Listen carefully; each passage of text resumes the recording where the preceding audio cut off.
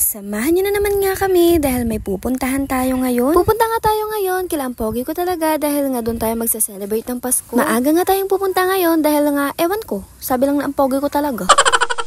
Nag-commute na nga lang kami at nandito na nga kami sa harap ng simbahan kung saan kami susunduin ni tatay. At eto nga, kumain muna kami ni Batang Makulit ng favorite naming dalawa. Nakasakay na nga kami dito sa tricycle dahil nga nandito na si tatay. At papunta na nga kami ngayon sa bahay nila ang pogi ko talaga. Pagkarating nga namin, nagpahinga kami saglit at ito nga papabunutin na nila si Batang Makulit dahil nga may Christmas party sila dito.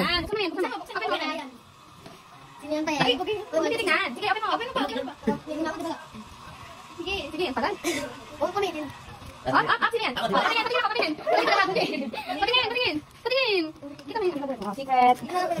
Kinagabihan nga, pagdating ni Ampogi ko talaga, eto nga at pupunta kami ng bayan. Dahil nga naisipan niya na magpagupit ng buhok niya. Para naman daw ay maayos siyang tignan. Christmas party nga kasi nila bukas, kaya nga magpapagupit daw siya. Eto na nga at papunta na kami kung saan siya lagi nagpapagupit. At nandito na nga kami. Mag-aantay na nga lang kami na magugupit sa kanya dahil nga may nakapila pa. At para nga manahimik si Batang Makulit, ito at pinanood muna namin siya ng baby niya. At dahil nga gugupitan na nga siya, pinakita niya na nga kung ano yung gusto niyang gupit.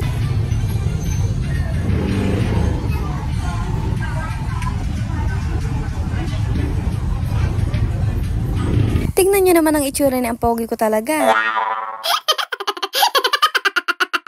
Eto nga at konti na lang matatapos na nga siyang gupitan. At sa wakas ay tapos na nga siyang gupitan. Alam ko masaya yan siya kapag nakukuha yung gusto niyang gupit. Eto na nga at magbabayad na siya at aalis na rin kami dito. Sasayaw nga pala sila bukas kaya nga siguro nagpagupit siya. Nasa harapan siguro siya. Malambot kasi ang katawan niyan, parang jelly. Wow! Ganda? Baby.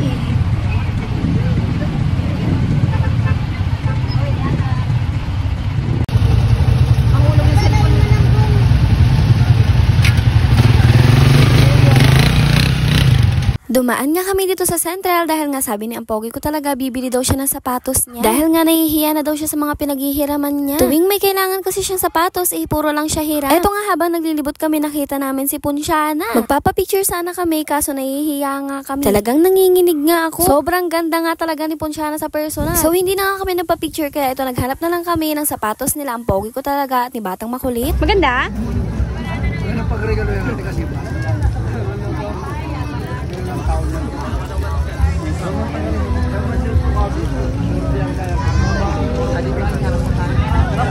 Hindi pa nga makapag-decide yan si Ampogi ko talaga kaya kung ano-anong tinitignan niya. Ito lang kasi yung stall na nakita namin na nagtitinda talaga ng mga sapatos. Sige. Gusto niya? Ganda, paano?